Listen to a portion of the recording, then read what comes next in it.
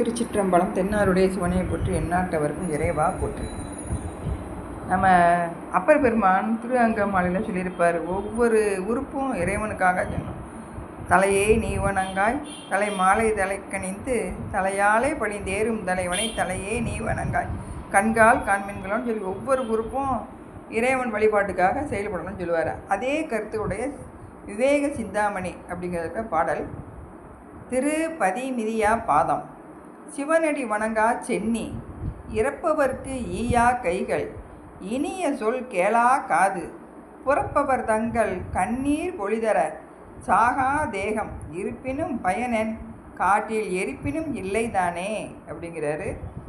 இறைவன் இருக்கக்கூடிய அந்த திருத்தலங்கள் தோறும் போய் மூர்த்தி தீர்த்தம் அப்படின்னு முறையாக வழிபடணும், அந்த கையால் வணங்கணும் அப்படின்னு சொல்லி தலையால் கூட பிடிக்க தலையால் நமக்கு கிடைக்கக்கூடிய பயன் என்ன அப்படின்னா அவரை வணங்குறது தான். யாசிப்பவர்களுக்கு வாரி கொடுக்கணும் கையால், இல்லாட்டி அந்த கையிருந்த பயன் இல்லை. செவினா இனிய சொல்ல பேசணும், அந்த இனிய சொற்களை கேட்கணும்.